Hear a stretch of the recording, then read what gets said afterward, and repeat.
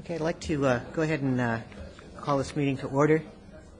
This is the October 26th meeting of the City of Urbana Council's Committee of the Whole. Could the clerk please call the roll in about 2 seconds? Mr. Bowersox. Present. Mr. Garrick. Here. Mr. Lewis. Here. Ms. Marlin. Here. Mr. Roberts. Here. Mr. Smythe. Ms. Stevenson. Mayor Pressing. Here. There's been a change to the agenda in that we will not be having our discussion of the city community centers, item number 6. We're moving that to another day. Are there any other additions to the agenda? And in that case, do we have a staff report? We do. Mayor Pressing. Yeah, I just passed out something that was published in the Historical Preservation from the state about the history of Lincoln Square shopping mall. So I think it's a nice article.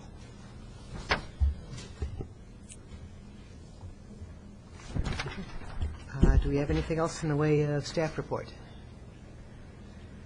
Okay, next up on the agenda, approval of minutes of previous meeting, the meeting of October 12th, 2009. Are there any corrections? Motion to approve? I'll make that. Simultaneously? I think I actually heard Charlie first. A motion? And a second, okay. Second from Robert. All in favor? Aye. Okay. Next on the agenda, public input. Going once, going twice. Okay, we have no public input. That brings us to essentially the sole item on our agenda tonight, which is ordinance number 2009-10-116, an ordinance amending the Urbana Local Traffic Code and the schedule of fines pursuant to section 1-10J of the Urbana City Code, increasing meter restricted and prohibited fines.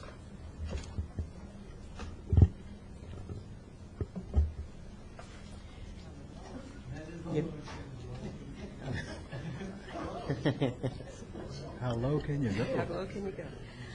Okay, we're here to review our parking fine rates. Urbana's parking violation fines have not been adjusted for approximately 8 years, and a review of the fine amounts indicates that the amounts are really too low to discourage citizens from parking illegally. Also, some of our fine rates are lower than the city of Champaign and the University of Illinois. And when that happens, it's best to maintain consistent rates across the university district, which helps to distribute parking evenly over the entire area and provide available parking in Urbana-Champaign and campus for students and visitors. One of the suggestions from last year's downtown parking study was issuing a courtesy meter violation for first-time violators. Another suggestion for meter violations was graduated fines. This type of fine structure provides for a lower fine the first time a ticket is issued and increased fine amounts for subsequent tickets. We are proposing graduated fines for all meter violations, but the courtesy ticket would apply only to our downtown. The fines would reset back to the lower fine amounts every August 1st. And the fine amounts for scofflaws with unpaid parking violations will not reset to the lower fines. And those are two things that I need to add to the ordinance. I didn't get them in there before it went out in the packet. Also, we are proposing increasing the time period before a late fine is applied from 72 hours to 7 days.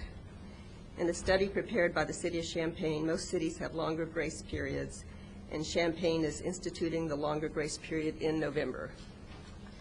We believe the proposed changes in combination with our 25-cent an hour meter rates will continue to encourage visitors to our downtown. The graduated fines and increase in the restricted and prohibited parking fines will encourage legal parking and discourage repeat offenders. Fiscal impact is difficult to estimate because of the complete change in how meter fines are going to be assessed, but I'm projecting an annual revenue increase of $100,000. Council packets included the proposed ordinance amending the traffic code and the schedule of fines showing the proposed amounts for each type of parking violation. And can I clarify any of those documents? Charlie? I have a tangential question that sort of comes out of my thinking about downtown versus campus.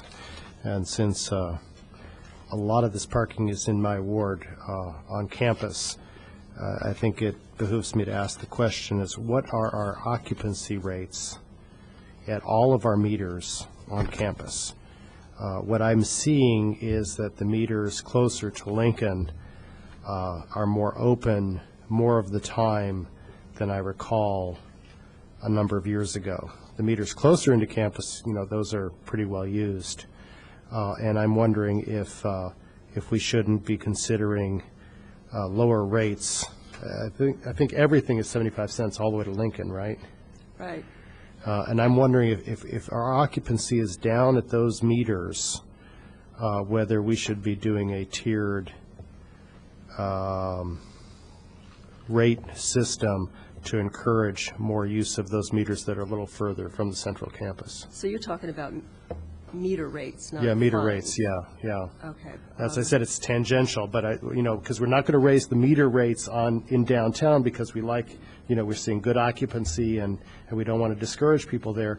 The flip side of that question is we've got meters at 75 cents an hour, in the core areas of the central campus of Urbana, but I'm seeing a lot of empty meters out towards Lincoln and wondering if we wouldn't be better served to lower the rates there a bit, somewhere in between. Maybe those should be 50 cents an hour to encourage their use and free up some of the central parking to people who need to get in and out of there. That is always an option. There's another option there that we're going to investigate, is doing some on-street rentals like the city of Champaign does. There's many people ask for rental spaces on the campus area, and we don't have any lots. We only have our meters. But some of those meters to the fringe there, like you're talking about, they are underutilized, and I think there would be a real market for on-street rentals for those spaces. Okay, well, I would encourage us to look at those two ideas then, rates, rentals of those lesser used ones, to encourage their use. And if people are going to drive, rather than have them, they should know if they want to find a quick spot, it's a little cheaper, they'll have to walk a little bit, but at least they won't be paying 75 cents and walking. Diane? I understand the motivation behind that, Charlie, but I really worry that it would just add another level of confusion for people to have some meters be 75 cents an hour and then a block or two away to have it 25 cents an hour, because so many people who use those meters are visitors to the town or first-time users and newcomers, and I think we need to be consistent from Lincoln on west, and just so that we have as little confusion as possible. But I do like the idea that we've graduated the grace period to 7 days. I think that's user-friendly, and the courtesy ticket is great because so many people are visitors to the city, and so many times the first interaction they have with the city of Urbana is a parking ticket, which is pretty negative. So it's nice that we're instituting this, at least for downtown. And then the fact that it resets each August is a good idea, too. But I would really hesitate to make a two-tiered system of parking meter rates within a couple blocks on campus. There's one consideration in that is that that is our designated university district, which is Urbana meters, campus meters, Champaign meters, and we have all agreed to maintain our rates at the same rate. So, that is another consideration there, too, that if we dropped our rates, we would be outside of that kind of mutual agreement we have to keep things the same. Dennis? This doesn't address the issue directly in front of us at the moment, which is the rate, accepting the rates as suggested. But I guess this discussion is sort of interesting, and I'm wondering if Urbana has or would consider creating a specific university commuter lot. I know that we are going to be acquiring a little more parking on Illinois Street, which would be used for shopping at Market of the Square and Lincoln Square Mall. But we're going to be acquiring the properties of 2 buildings that have been demolished recently. And I'm wondering if as part of the city services for parking for community members, if we designated part of a lot as a commuter lot and had a special rate for that use, perhaps. I mean, it might be something worth considering because it's also, adjacent to a bus routes, and it might bring income to the community if people who wanted to bring their cars into the community and then attend university knew that they could come to this one location and park for a set fee or whatever, and they could get a parking spot because it's a pretty good lot, and they could get on the bus and they could go to their classes. It might relieve some of the congestion in the downtown area. Charlie? Well, I'm going to be answering the same question you have, which is, why pay for a parking lot when you can park for free on Springfield or on South Vine Street and hop on a bus, which are 2 places I see people parking their cars. Yeah. I mean, if we really want to increase revenue, we just need to put parking meters in those places. Because that's where people are parking, and then I mean, I've seen people park their cars and take their bikes off the back of their car. Sure, I've seen that as well. Yeah, but there's a limited number of spots there. Yeah, I mean, so there are several streets where people do that now. As to differential rates, I'd forgotten about the mutual rate stuff, but I would contend that Campus Town is very different from the Urbana streets that are basically east of Krannert Center. The density just isn't there, and the uses, the level of uses aren't there either. And if we have meters going empty and we're receiving less revenue than we did before, then we need to be doing something creative. And to me, that's a multi-rate system. We had that for many years. People didn't have any problems. We've used colored heads of meters to distinguish different rates. We do that now where there are 30-minute parking areas and 2-hour parking areas with color. So I don't see any and whenever I go plug a meter, I see, okay, how much do I get for the money I'm putting in? It's right there on the meter. So I don't see any problem with using differential rates. Mayor? How old is the agreement that we all have to have the same rates? Well, I think it was pretty much, it's, I don't know, 8 or 9 years old, I think. Okay. I mean, there was a whole committee group study of the campus area, and they made an official district with the signage and the streets and. We should probably look and see what the effect has been on Urbana versus the university and Champaign. Okay. Yeah, a quick comment and then a couple questions for you, Delora. First off, I really appreciate this. It's clear that you have analyzed the numbers and the situation and come with a proposal that I really like. I think for the public, they're going to like, too, the ability to take 7 days to pay and to get a courtesy ticket first. That all makes sense. And I think having tickets start at $10 rather than $5 when you actually, after the courtesy is over, makes sense, too. I think $5 just wasn't enough of a discouragement. So, some people are going to like parts of this and not like others. I think on balance that this is a really good plan. My one concern coming into tonight was about hospitals and whether people could afford to pay meters there. And we talked right before the meeting, and Delora, I was glad to hear that at the hospitals, both of them, there is a free parking option. You might have to take a shuttle, but a way for people who don't want to, pay for a more expensive meter to be able to park and see their doctor. That's important. So I support these fee and structural changes.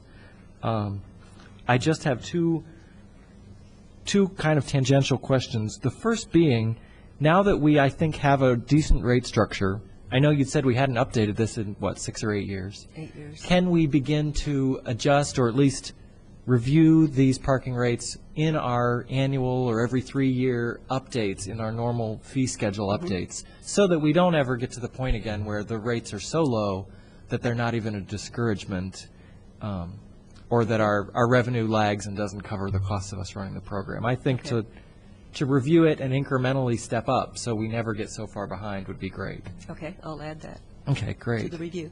Cool. And my last question is just about what options we have with current staff levels for more enforcement. I know part of the trend over time obviously has been less revenue, but also even just less sheer number of tickets written.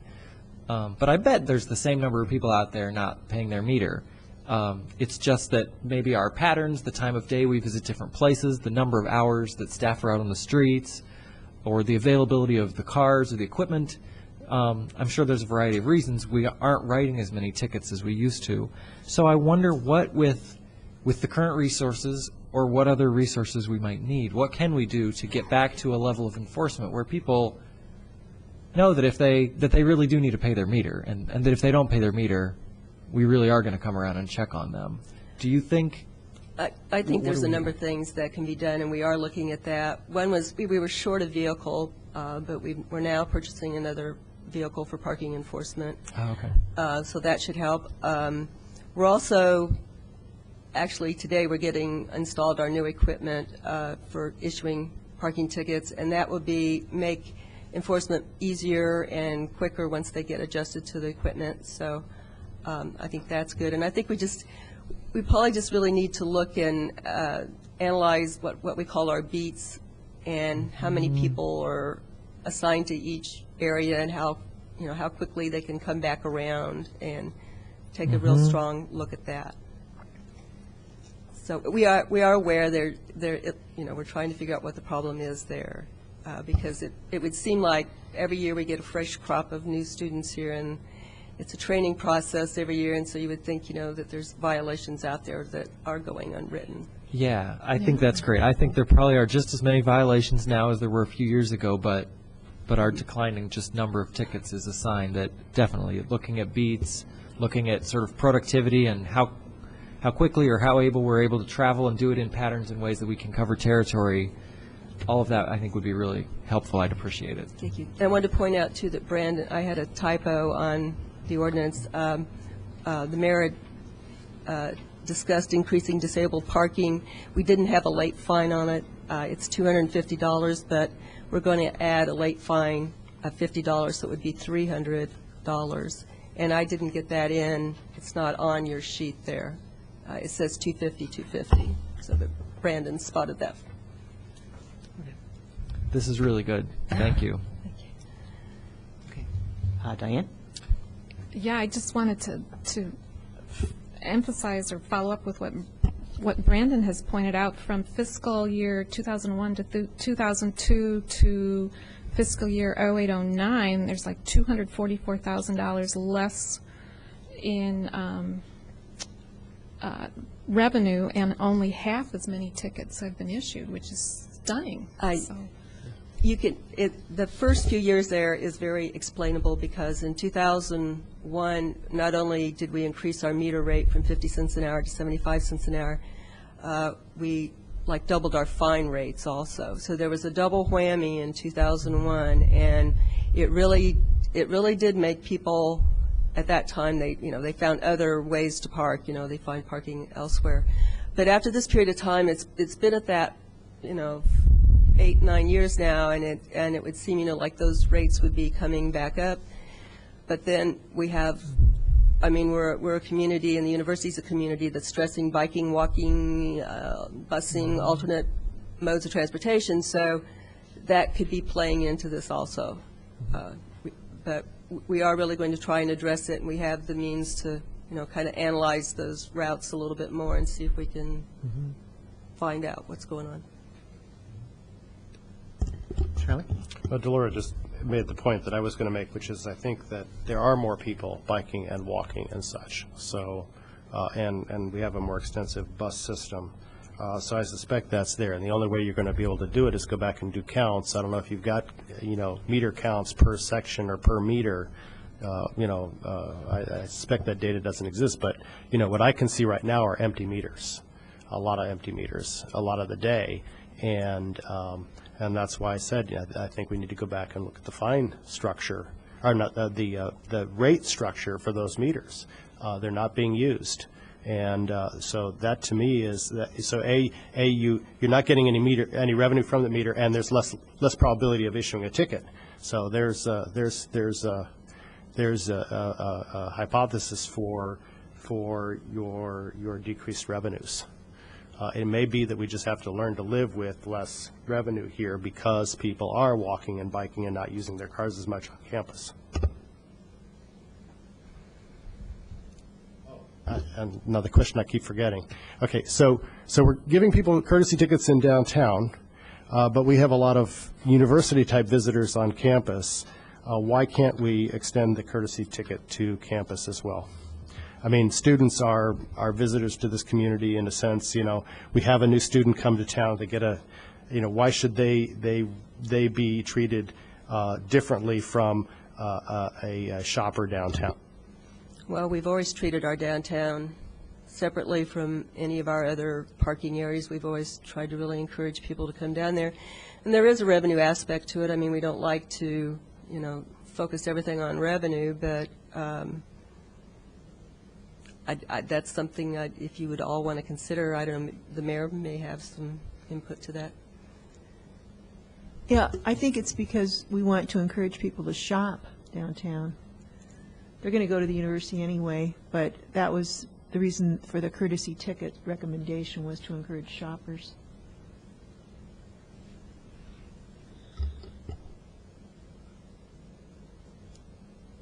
Any other comments?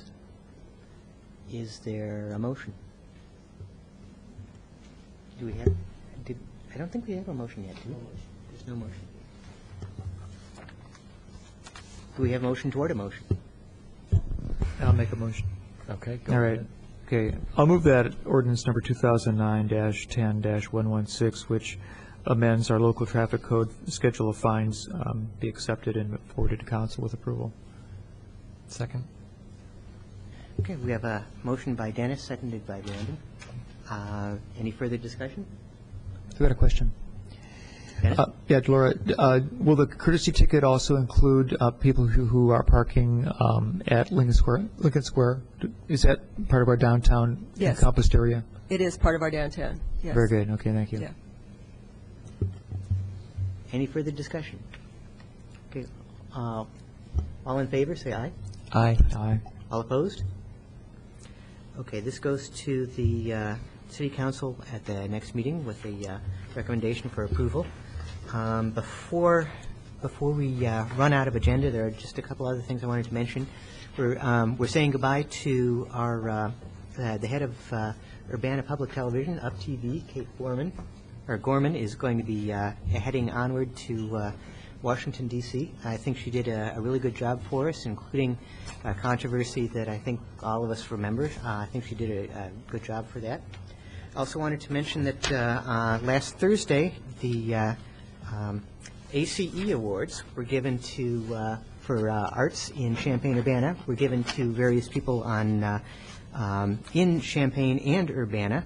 One of the judges, incidentally, is sitting here at this very desk, our mayor. So I wanted to mention that we've got two Urbana Robins who won. The Lifetime Achievement Award went to Robin Hall for former chairman of the Urbana Public Arts Commission, and who helped develop the grant structure, the sculpture loan programs for the Sculpture Garden. We also an award went to Robin Kierton of the Bodacious String Band. If you had a chance to hear them at the Roots Festival that we had about a month ago, her band won. And for the business owner, it went to Paul Worth of the Iron Post. If you haven't been to the Iron Post, then you've missed some incredible music, sort of the definition of the eclectic list. The last time I was there, I was seeing the cutting edge of Champaign-Urbana rock and roll ukulele. And it was good stuff. So I wanted to congratulate all the winners of the ACE Awards for helping with the spirit of Champaign-Urbana. With that, the meeting is adjourned. Hail Fredonia, go Yankees. And our caucus meeting concerning city goals will reconvene in about 5 minutes back upstairs. We have 2 pages left to go.